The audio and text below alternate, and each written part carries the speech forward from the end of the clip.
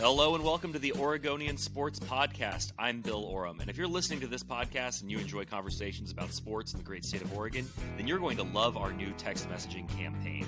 That's right, text messages delivered directly to your phone by myself and other reporters at the Oregonian. All you have to do to receive those messages is shoot a quick text over to 503-386-0095 for insights from on-the-ground reporting from James Crepea, Nick Daschel, Ryan Clark, Nick Strang, Joe Freeman, Aaron Fentress on the Blazers. We have it all covered.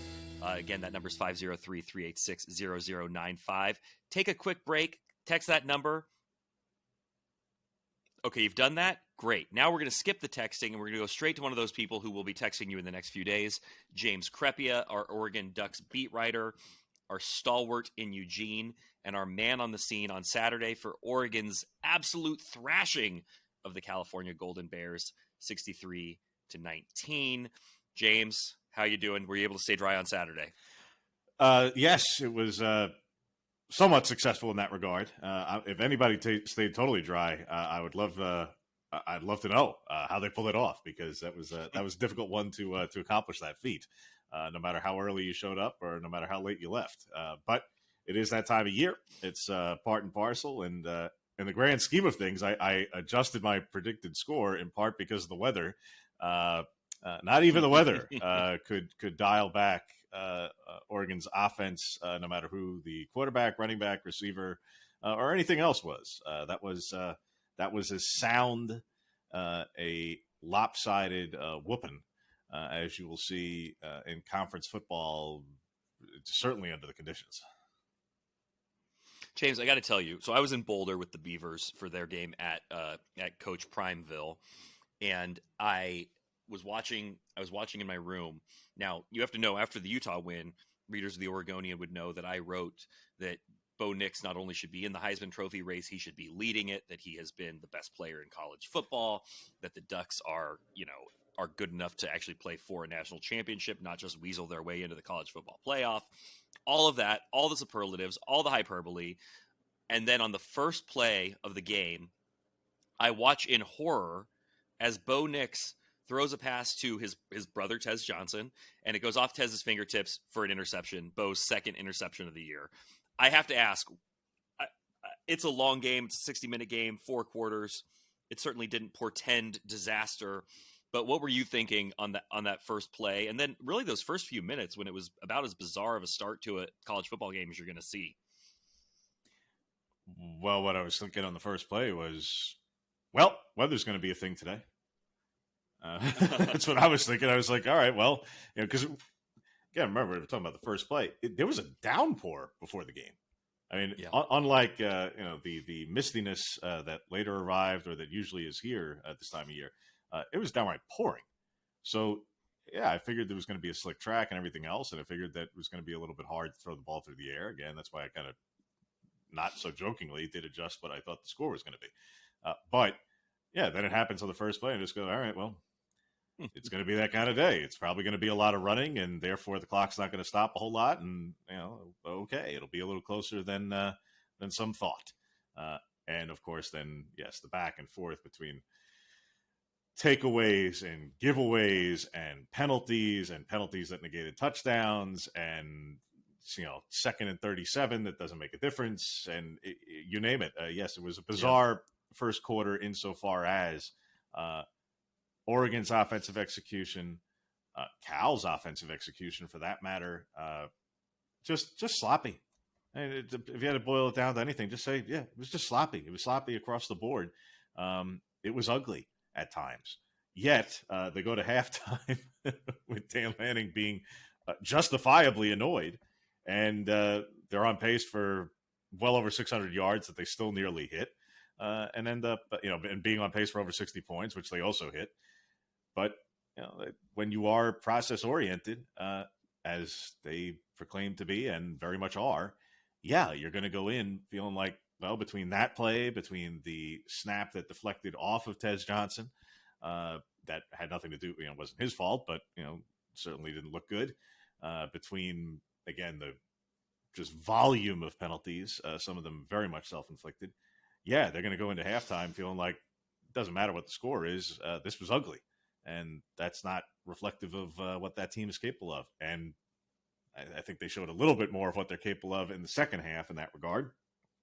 But that said, yeah, on the first play, to your point, I thought it was just like, all right, well, we're in for a sloppy looking kind of game, which is, I frankly, I kind of expected more of it than we even got, even though the first quarter was quite strange in that. Well, and James, I guess, how do we feel about the Ducks now with 3 weeks left in the regular season? They are in great position to make a push for the college football playoff. They win out, they're going to be in. That should include a Pac-12 championship game win over Washington, most likely, but not assuredly. Joe Freeman was at the game for us. He wrote that he thinks that this is a national championship caliber team. I've said the same thing. I don't know if we've quite gotten your perspective on that yet, though. With the body of work we've seen from the Ducks and the blowout of Cal, and maybe the blowout of Cal, isn't that impressive, but this Cal team has been tough. It has given teams trouble, more offensive than defensive, which is a bit of a paradigm shift for a Justin Wilcox team.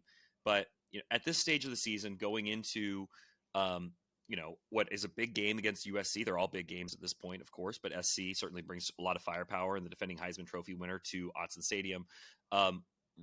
What do you think where do you think this team sits in terms of the CFP and Bo Nix's Heisman hopes? My perspective on this Oregon team really hasn't changed since before the season, to be honest. Nothing that has occurred has really shifted my perspective on the team as a whole or on Bo Nix, really at all. I expected them to contend for, and I picked them to, in the preseason poll, win the Pac-12 championship. So, I'll stand by that. Not because, again, as for those who are new to the program or who are new to me, not because I am from here, went here, have some undying allegiance to. No, I just objectively, I believe they are the best team. And I've felt that way going into the season. I have felt that way every single week throughout the season, including after the loss to Washington, where I thought they were still the better team and played the better game. Having said all that, I agree with you there. Thought Nix was going to be a Heisman contending player entering the season. Felt that way before the billboards, after the billboards, before games were played, after padding stats against some really, really terrible pass defenses, and after playing particularly well, obviously, at Utah. Nothing that happened this past week has altered that in any way, shape, or form, or really the past couple of weeks for that matter. Look, they're still at that caliber to me. They've justified every one of those positions and validated every one of those positions. If anything, what I'll say as a whole, as now we are reaching this point in November and the rankings are coming out every Tuesday, and that's going to draw up people's attention, as it should, is it's not just about where is Oregon or where is Oregon relative to Washington or, hey, well, Ohio State and Michigan are going to play, so whoever loses is just naturally going to get knocked away. No. The conversation that kind of began last week, but will now certainly ratchet up in the weeks ahead is, oh, yeah, there's Alabama. And what if Bama actually beats Georgia? And everything. In a year where the SEC was thought to be down, and we had to caveat where any number of their teams were. And here's two-time reigning champion Georgia going for history, and they're not even one to start, and every which other thing. Now the conversation is going to shift over the next couple of weeks to, hey, could the SEC get 2 games in? Should the Michigan-Ohio State loser be left out? And why are we so convinced that the Pac-12 champion, even if it's an undefeated Washington, should get through, let alone a 12-1 Oregon? So that's going to be the conversation for the next several weeks. What I'll say as far as my perspective on where they are as a national title contender or Nix as a Heisman contender, again, I'm unmoved in my positions there. I've held them for months. What I'll say is there is going to be, amid that conversation in the playoff rankings in the weeks ahead, as long as everybody keeps holding serve until, the next couple of weeks and rivalry weekends and those things, there's going to be a dialogue that occurs, particularly out of the southeast part of the country, about relative caliber of defenses played. That's going to be a dialogue that some will get into in the Heisman race. I think some in Ann Arbor and their quarterback, some out of Tallahassee and their quarterback, maybe a couple out of Baton Rouge, depending if Jaden Daniels stays in it. But ultimately, it's going to be, well, who do they actually face in terms of a defense? Or they just, throw all these yards, whether we're talking about Bo Nix or Michael Penix or whoever. Was there a single NFL player in a single secondary that they played? So it'll start individually. Then when we get to conference championship week, I think some of that conversation is going to shift to collectively, particularly if Alabama is sitting there at 11-1, and what if they do beat Georgia? Particularly if it's Ohio State who loses to Michigan and doesn't get to play in the championship game, but there's the cloud of everything hanging over Michigan at the moment. Particularly if Texas is certainly sitting at 11-1 and hoping to just win the Big 12 in that spot. Depending on how many teams and which brands they are who are still alive to make it to the playoff at that point, I think the nitpicking at the Pac-12 in a year where the Pac-12 was top to bottom, the strongest it's been in a long, long time, certainly nationally. That was going to be my. That's where I was going to push back, James, and you've given this a lot of thought and have way more familiarity with the SEC than I do. But the Pac-12 has had 8 of its teams ranked at various points in the season, and I know that is not necessarily an indicator, because Colorado not very good, Washington State not very good, UCLA meh. So I mean, some of those teams that have been ranked have been overranked, but they have been, like you were saying, top to bottom. So I wonder how much that is going to factor in when the rubber meets the road, as opposed to, the Big Ten hasn't been as good top to bottom, but Ohio State and Michigan have been obviously head and shoulders above. We've seen it before. Does a one-loss team there, when they've been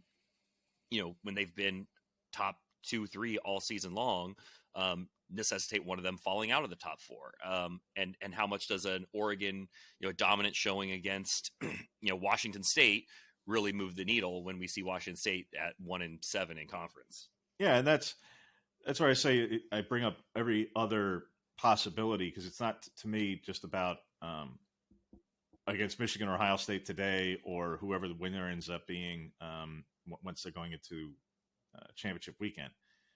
It's more about the ultimate doomsdays from a West Coast perspective of, what if Bama beats Georgia? I mean, in what universe do you reside where you think the SEC champion and the 2-time reigning national champion, who will have just lost in the conference title game, don't both get in?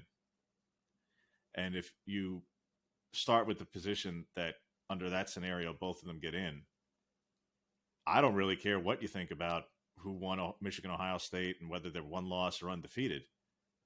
The Big Ten champion, if they are them and not whoever wins the West of Iowa, beats them. All right, that's 3. And now you've got a potential one-loss Texas, who, by the way, has the win over Alabama, who's in under that scenario. Or you have an undefeated Florida State. That's where I say, there is a doomsday here in this final year of the 14 playoff that is not favorable whatsoever to not just Oregon, but not favorable to Washington. And that conversation could change. Again, look, it's this is part of the fun of the sport, is that we talk about all these scenarios because of the playoff system that's not as inclusive and as large as it should be.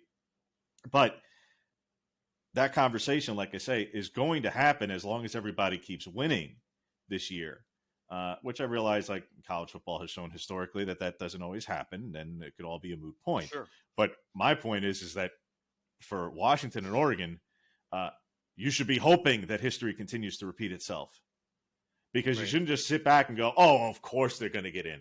Even though I'm with you, this conference has been stronger than, you name it, than the Big 12, than the ACC, or the Big 10 this season. That this conference that was going into the season with the year of the quarterback has the year of the quarterback with the best passing offenses. But the nitpicking will go bananas about how bad the defenses were top to bottom. Yeah. And again, it's going to start individually about Heisman candidates, and then it's going to shift in the final week plus or so before Selection Sunday and Conference Championship Saturday and Friday. It's going to shift to the whole, the collective, as long as certain teams are still alive. If Alabama's already suffered a second loss, it won't be an issue. If Ohio State beats Michigan, I don't think it's going to be as big an issue because other than the people in Ann Arbor, nobody's going to go to bat for Michigan. If Texas somehow stumbles before it gets to the Big 12 championship, not going to be a thing. But if you have all these other parts of the country still very much alive, I think that nitpicking is going to go extreme. And I don't think the politicking and the pounding of the chest and the championing of the message from the West Coast, one, is that strong in general. Certainly hasn't occurred en masse at all. And I'm not sure it can because this conference is so disjointed and people are suing each other right now that I'm not sure they're going to certainly circle the wagons to accomplish a collective goal for anything because I don't know who the collective is right now. Yeah. I guess, James, like the way I look at this is this can all shift. You're right. And a win over Georgia catapults a one-loss Alabama. But you know, where CFP rankings matter early, at least to my mind, is based on what we've seen so far. The committee has put Oregon ahead of the other one-loss teams in the country, including Alabama and Texas, and Texas. And so the burden is on those schools to leap Oregon. And if Oregon takes care of its business and, you know, handles USC with, again, the defending Heisman winner, handles an Oregon State team that has been ranked in the top 15 all year, despite now multiple losses, and then goes and avenges a loss to a team that every poll and plus the CFP has told us is a top 5 team, and avenges that in the Pac-12 championship game. I don't really see the body keeping Oregon out. The problem is you only have so many spots, and somebody ends up getting their feelings hurt, or somebody ends up feeling snubbed. That's just the system we're in, and that's going to be the system when it's 12. There's going to be the 13th and 14th teams are going to feel like they got snubbed. But I just can't see, given what the committee has told us they think of Oregon and Washington up to this point, that if Oregon does run the table, and again, you made a great point also, which is there's a lot of season left. 3 games is still a lot of season left, because look at where we were a year ago and what we thought of Oregon last year when they had, at this stage, they had Washington, Utah, and Oregon State left. And we probably thought we're going to be heavily favored in all of those. And in fact, we're favored against Washington and then end up losing. Bo Nix gets hurt, hello Holiday Bowl. Like, isn't San Diego lovely in December? So, I mean, a lot can change. But I just look at what the committee has told us it thinks of the Pac-12 with Oregon and Washington at 5 and 6 or 6 and 5, and I just don't see that if one of those schools does win out, and Washington has looked wobbly, by the way. Washington has looked really wobbly in 4 of the last 5 weeks, actually. And in fact, I would even say I think Washington has been very close to losing all 5 of its last 5 games, which are Arizona, Oregon, Arizona State, Stanford, and you're making USC. my case for me. They've been in position to lose all of those. I am, but it also, darn it, retract it all. We'll edit this part out. But my point is that Oregon is in great shape here. But I hear what you're saying. And James, some of the things that validate that current position start to steer. Again, my scenario is not just ultimate chaos. How about just Alabama beats Georgia? That alone. Forget about anybody else. Just that alone. Let everybody else keep winning. Let an undefeated Florida State. Let a 12-1 Texas. Let a Michigan Ohio State winner be the undefeated team. Hey, things that work in Bama's favor. Texas keeps moving up. Ole Miss keeps moving up. Yeah. They played Tennessee as well. That's a valid point. They just got one of their better wins over LSU. That's a valid data point. Kentucky is not going to be a world beater, but they're a bowl team. Auburn very well could be a bowl team. So number of bowl teams played, relative caliber of wins for Alabama is improving with each passing week. And if they were to beat what at that point might be number 1 Georgia, certainly no worse than number 2, after the Michigan-Ohio State loser is knocked out of the way, that will be the best win at that point in the country, combined with a conference championship. So that's where I say, like, there are data points that are moving in Bama's favor over the coming weeks. The Giant was thought to be dead. And those who have played this game before and have watched this movie know that until it has multiple losses, that Giant ain't dead. It just isn't. And the enterprise around it isn't either. And frankly, nor should it be. Losing to, at this point, the number 7 or 8 team in the country in a close game, that should not be an automatic disqualifier for them, quite honestly. And no, they've not been the Bama of yore and lore and all that, but nevertheless. So, like I say, let's see how the next several weeks come out. But I pointed out simply to say, prepare yourselves for the debates and the arguments, which fortunately in the not too distant future, Bill, albeit it'll be with Oregon in the Big Ten.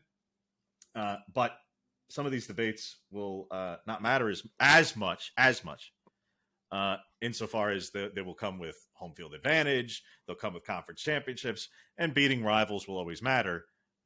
But the idea that you would potentially miss the playoff would only happen if you had, multiple losses in a stretch like this compared to, you could be left out even with a 12-1 record. And in this year of all years, that would be, like I say, there's an area. I don't envy who's on the committee right now, because they need to hope that the chaos scenario doesn't present itself, because of all the years, this would just be true disaster for the playoff committee if these kinds of things break that way.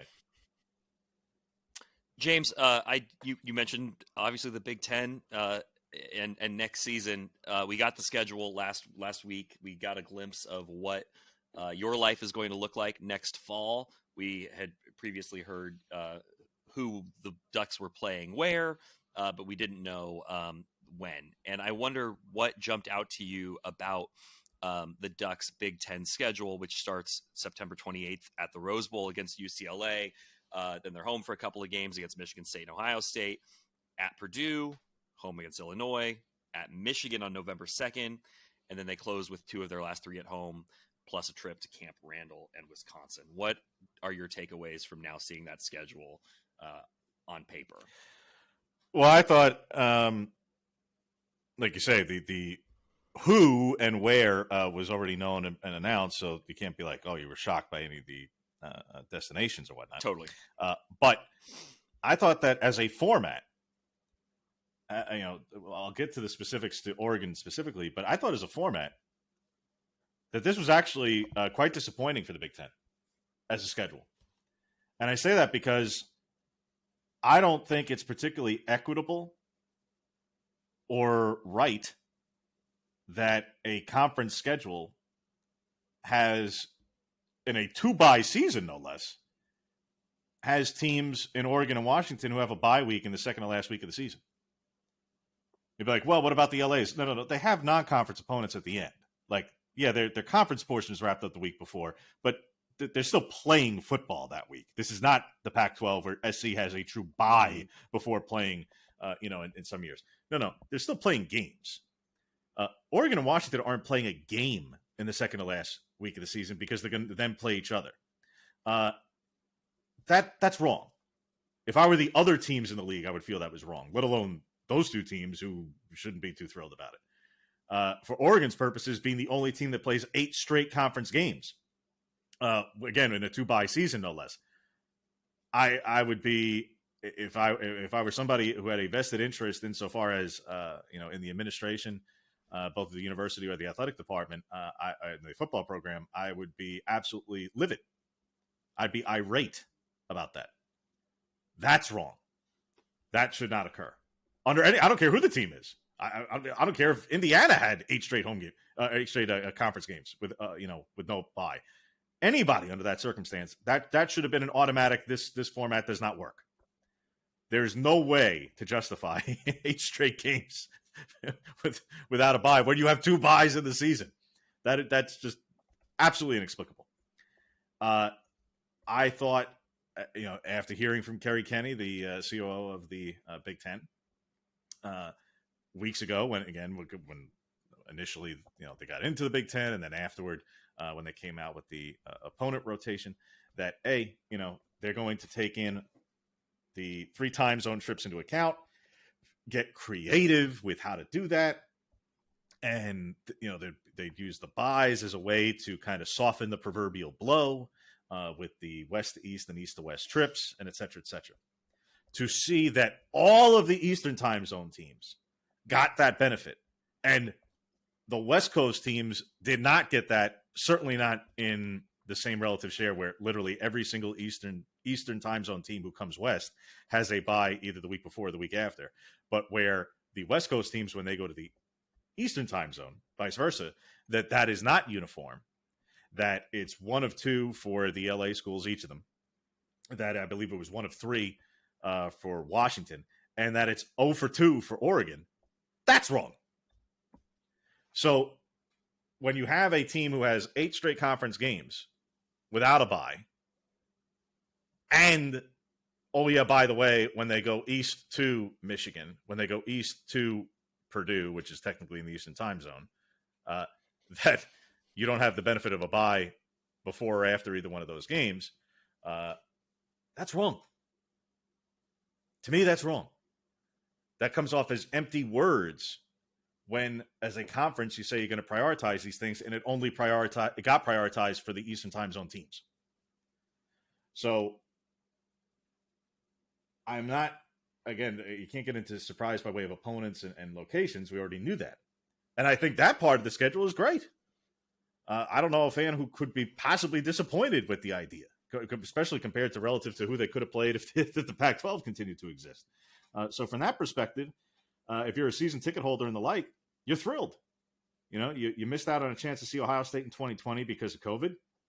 You thought you were going to get to see them in the 2030s, which you still might, but it was going to be a while. Instead, you get them at home again soon. Great. If you're looking forward to a trip to Michigan again or to Camp Randall, how splendid is that? All right, well, the Rose Bowl, which you're kind of used to before anyway, but a weird thing for the record books, the first Big Ten game for Oregon's purposes, not for UCLA's because they get Indiana before that, but regardless, okay. But and I'm not sure how many people will be thrilled outside of engineering students about going to Purdue, but whatever, fine. But the format part of it, specifically to Oregon, but again, I would say this if I was connected to the LA schools or to Washington, whether it be when the byes are or whether it be the byes relative to the East Coast trips, I think the West Coast schools have a legitimate, gripe. And especially for Oregon, who got, on both ends of the stick on that one. Not great. And like I say, if I were, to me, in the collegiate space, so many of these things are legislated to be extremely, extremely equitable to avoid these kinds of outcomes. You never have 3 straight road games in college. It doesn't exist in any league. It just doesn't happen. And I'm talking about in a conference schedule. Sometimes bizarre things happen with non-conference and whatever. But I'm talking about, sure, for the league purposes. And the idea that, well, because Oregon's playing the 13th game because they're at Hawaii, that threw the ultimate wrench in. How? It's from weeks 0 to 3. That has nothing to do with it. What's that? If that game wasn't there, that would not change anything about the availability of the rest of it. So that is moot. That has nothing to do with anything. Now, again, the last topic being obviously the unknown, I'll continue to say, about whether or not they'll play Oregon State. Certainly hope for all parties involved that the series resumes uninterrupted or as fast as possible. Still time to potentially wedge it back in. There are finite possibilities as to when both Oregon and Oregon State could do that. So not speaking on behalf of anyone, but certainly UO has maintained and continues to maintain the desire and preference to resume that series in all sports as soon as possible. I believe, especially while the Apple Cup has a far easier path to resuming, and they have not announced definitively one way or the other because of it, because Washington still has an opening in its non-conference schedule. that if that game were to resume, that it becomes either perceived or very real pressure for the Oregon schools to do the same. And lastly, the idea that the Washington game is at the end of the season, I get why it was done this time around. Quite honestly, because I hope both in-state rivalries resume. From my perspective, I don't know how you can say as the Big Ten that you're respecting history and lore and all these other things. I get it for the one-off. That's fine. But this game has never been played at the end in the modern world since 1939. I mean, trying to put it on Thanksgiving weekend simply because, well, that's rivalry weekend. It doesn't have to be. The game can be enormous and can be extremely impactful in a great ratings bonanza in late October or early November. It doesn't have to be the last game of the season. I think doing that, as excited as some fans are, and hey, they're the people who matter, not I. Ultimately, the game will be played, whatever. But I don't think it has to be at the end to make it a thing. I think it just naturally is. And I think if the in-state series resume, that they belong at the end of the season, and that they shouldn't be wedged into the second or third week in September merely because Oregon and Washington chose to go to the Big Ten. I have often looked at the BYU-Utah series as something that is instructive when we talk about the future of Oregon and Oregon State, because there were a number of years that they did not play each other after Utah jumped to the Pac-12 and left BYU in independent purgatory. They did get it back on the schedule, but it was often, week 2, week 3. And, it still carried the weight it had before. And, BYU now finds itself in the same conference as Utah again. So all order is restored there. But looking at Oregon's schedule next year, is it safe to say that the Idaho game on August 31st would be the most likely buyout to try to find a slot for Oregon State? The Beavers do have Idaho State that weekend, and the Beavers aren't exactly in position to be ridding itself of opponents in 2024, given that it's not likely to be in a conference with very many teams and not likely to have too terribly many opponents that are easy to schedule. But is that August 31st probably the most likely if they were able to hammer something out for 2024? Go ahead. From the UO perspective, yes. Because Hawaii does them no good. That's an immovable object. That offers nothing. You can't say, well, eliminate the game. No. You can't eliminate the game. That makes no sense to eliminate at this point. Moving it is impossible because Hawaii is booked up. So that doesn't work. You're not going to get rid of the Texas Tech game after you went there, especially. That's your power conference, non-conference game. Yep. So that makes no sense to get rid of. I don't think delaying or reconfiguring the Boise series really offers you much. I just don't. So monetarily, by far and away, it's the easiest to move. There's something to be said for, hey, it's the season, quote unquote season opener, even though for Oregon's purposes it's the second game, but whatever, home opener, or in that case, it wouldn't even be the home opener, it'd be on the road, but whatever, early game. Something to be said for that. Having said that, the idea that that could also potentially be the easiest game for Oregon State to move, it very well might be, but again, there's all kinds of moving parts here because another Big Ten team, Purdue, I don't know how or why it happened, but somehow, some way, their game with Oregon State for the 21st, don't assume that that's the 21st, not because of anything that's going on at Oregon State, because Purdue and I don't know, I have no idea how the people of Purdue did this, but their non-conference schedule, they didn't announce their non-conference schedule as part with their Big Ten schedule because, oops-a-diddly, their 3 non-conference games, all previously announced and scheduled, are weeks 2, 3, and 4. I'm not sure if they got the memo that it was a 2-bye season.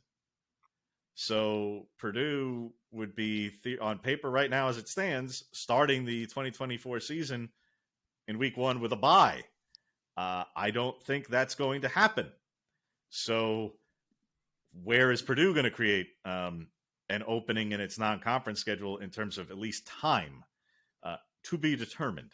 So that's why I say there's all kinds of moving parts here, not just from an Oregon perspective, not just from an Oregon State perspective. There's just a lot happening. I think hopefully in the next week or so with this court hearing and ongoing case and litigation, combined with whatever dominoes fall shortly thereafter from that, to say nothing of, some of these other fall sports are wrapping up and the transfer portal is about to open in, for instance, soccer. Oregon State and Washington State want to have some answers for all of their athletes, including, yes, of course, for football, but they need to have them for everybody else pretty soon too. So lots of things that are going to lead to movement and a little bit more certainty. And that will have ripple effects into scheduling of this series again, and scheduling of the series in a variety of sports. But in terms of the football season, I more or less agree with you, Bill, that yes, that the August 31st date seems to be the most convenient. But I say seems because I don't want to be presumptuous. Because of the Purdue game, because of any number of other factors. Well, and I would say, if Oregon State was to move around the Purdue game and that, September 21st became available, that's currently Oregon's first bye week. And that does nothing. Right. And that does nothing for them. That does nothing because you don't have, then how do you create another bye week without, I guess, buying out Idaho in week right. one, then you're taking a bye. So you go to Hawaii, you take week one off, and then you come back to play. That doesn't. Listen, well, I guess if I was going to go to Hawaii, I would then like to subsequently take a week off and just stay in Hawaii. So maybe I'll propose that to Dan Lanning. Okay, James, I need to let you go because this is where you get into silly season. Things are about to get really crazy for you down in Eugene today. You've got women's basketball tonight at Matthew Knight Arena. The Kelly Graves team opens up against Northern Arizona from the Big Sky Conference, and of course, the Oregon men's basketball team is in Las Vegas right now to play Georgia. Hey, Oregon, Georgia, how did that go last time? Hopefully a little bit better for the hoops team than for the Michael White doesn't have Brock Bowers or any number of other weapons, or Stetson Bennett or Bear Alexander and an army of NFL defenders, or in this case NBA players. Little bit different, I would say, on paper. If at any point the score of this game is 49-3, something has gone catastrophically wrong one way or another. But I would like to thank James Crepea for joining us on the Oregonian Sports Podcast today. Really critical times for the Oregon football team. We're going to keep covering it. We'll both be in Eugene, along with Joe Freeman, along with our social and photography teams for what's a big-time game against USC. We didn't even have time to get into that, James, but USC out of the top 25 this weekend, going to have a new defensive coordinator after finally Lincoln Riley says goodbye to Alex Grinch, which felt long overdue. I'm sure we'll have some analysis and discussion going forward this week about how big of a difference that's going to be for USC and how concerned Oregon should be about seeing a defense that they don't necessarily have tape on, depending on how much SC is able to change in just 1 week, maybe not a lot. But for insights like that and for those kinds of thoughts that James might have, that I might have, why don't you go ahead and give us a text at 503-386-0095. If you've made it this far in the podcast, you're going to want to subscribe to our new texting campaign. Daily insights from myself, James Crepea, Nick Dashel on the Beavers, Aaron Fentress on the Portland Trailblazers, Ryan Clark on the Thorns and Timbers. Hey, the Timbers are about to have a new coach. I think we're going to have some thoughts on that. And Nick Strang, by the way, has been sending updates about the high school football playoffs throughout the state. So there's a whole lot there. Daily text messages from all of us here at the Oregonian, 503-386-0095. Send us a text. That'll give you the prompt to sign up. First 2 weeks, totally free. Totally free for 2 weeks of insights from all of us here at the Oregonian. After that, it's $3.99 a month. So give that a try. See if you like it. Again, if you've made it this far in the podcast, I guarantee you will. So for James Crepea, I'm Bill Oram. Thank you so much for listening to the Oregonian Sports Podcast. And we'll keep the conversation going with more podcasts this week. And of course, throughout the rest of the football season, all the way up until possibly the college football playoff and beyond. Thanks so much for listening.